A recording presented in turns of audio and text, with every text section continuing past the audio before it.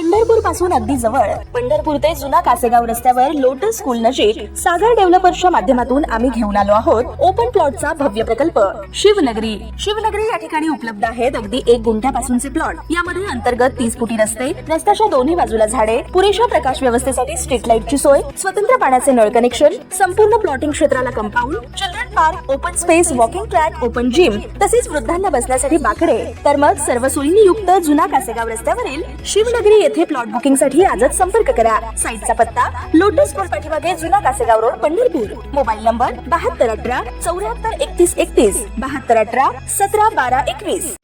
ताज्या घडामोडी पाहण्यासाठी आमच्या YouTube चॅनलवरील PVR म्हणजेच पंढरी वार्ता या न्यूजला सबस्क्राईब करा आणि शेजारील बेल आयकॉनवर क्लिक करा.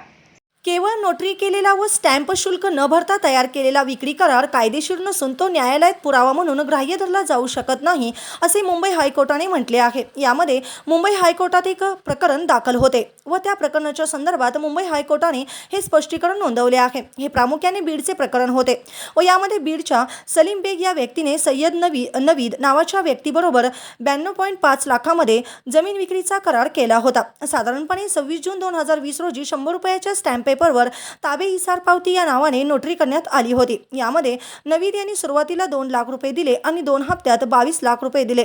करारात नवीद यांना त्या जमिनीचा विकास करून ती प्लॉटिंग करण्याची व विक्री करण्याची मुभा होती. प्लॉट विकल्यानंतर सलीम बेग यांनी थेट प्लॉट खरेदीदाराच्या नावावर विक्रीपत्र करायचे असा पद्धतीचा उल्लेख या करारात होता. अंतिम विक्रीपत्र 25 जून 2022 पर्यंत करणे बंधनकारक होते.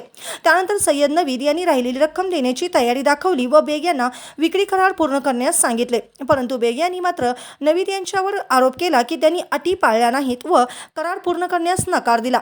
त्यामुळे नवीद यांनी न्यायालयात दावा दाखल केला. यामध्ये दोघांनी देखील कोर्टात 22 लाख रुपये दिल्याचे आणि अप्रमाणित करार केल्याचे मान्य केले. सध्या या प्रकरणात ट्रायल कोर्टाने नवीद यांच्या बाजूने तात्पुरते स्टे ऑर्डर दिली आणि सलीम बेग यांना जमीन विक्री व हस्तांतरणास मनाई केली.